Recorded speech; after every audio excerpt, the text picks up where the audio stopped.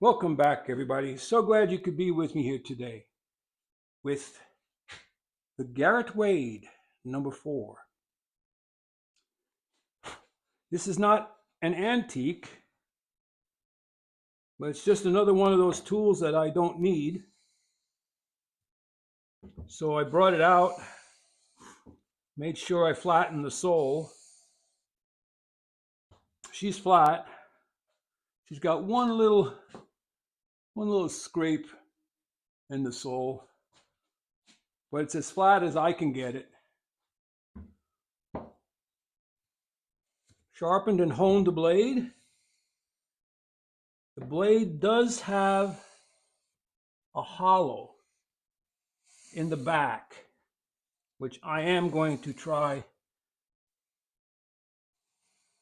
and get rid of some more of that hollow. It's almost like a Japanese plane blade. So that's not a bad shaving, don't you think? From an inexpensive number 4.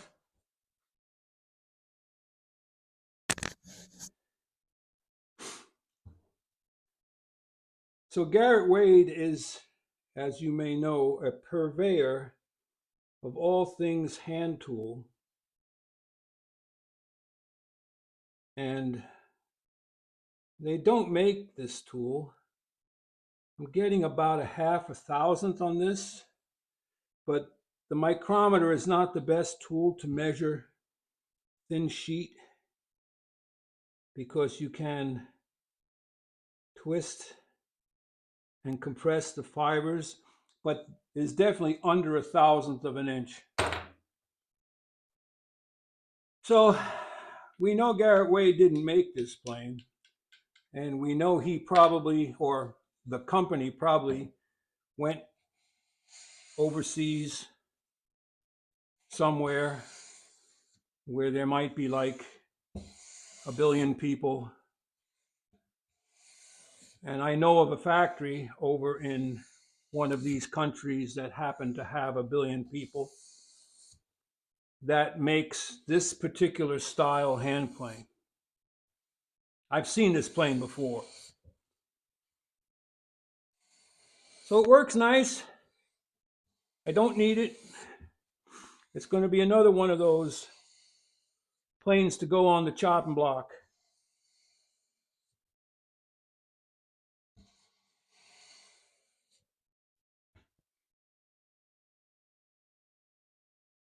Did I mention it has that modern style chip breaker, which I'm not really fond of? I think I did. I need to put a steeper angle on the nose of that and polish it. So I got to work on the blade and fix the chip breaker. Other than that, she's working fine. Thanks for stopping by. It means a lot to me.